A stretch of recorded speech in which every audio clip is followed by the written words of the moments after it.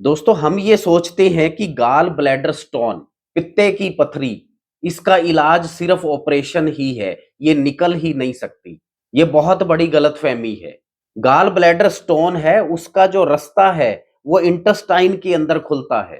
Problem को ठीक से यदि समझ लेते हैं, तो फिर उसका ट्रीटमेंट भी आसान हो जाता है।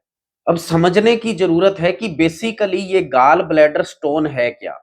ये आपके लीवर का रस है। आपका लीवर है अपने रस को इंटेस्टाइन के अंदर भेजता है ताकि चीजें ठीक से हजम हो सके, मेटाबोलाइज हो सके, उनका ठीक से पाचन हो सके।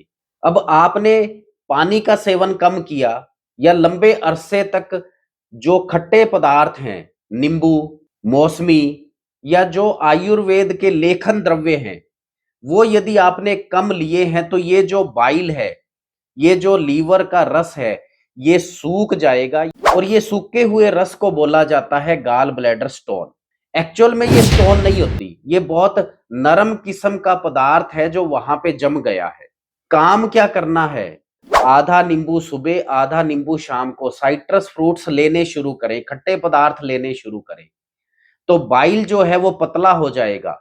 लेकिन एक चीज का ध्यान रखना है दोस्तों, ये धीरे-धीरे ही जमा है। जैसे ये जमा हुआ है, वैसे धीरे-धीरे ही निस्कारित होगा, वैसे-वैसे ही ये निकलेगा। इमीडिएटली नहीं हो सकता। आप लंबे समय तक करते रहे, धीरे-धीरे ये डिसॉल्व होके, ये घुल के इंटेस्टाइन के रास्ते निकल जाता है। आपको पता भी नहीं लगेगा, आपको किसी तरह का फ़ील भी नहीं आएगा।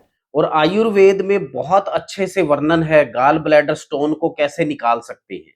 सिर्फ 3 चीजें आपने लेनी है, ताम्र भस्म, शंख भस्म और पुनर्नवादी मंडूर।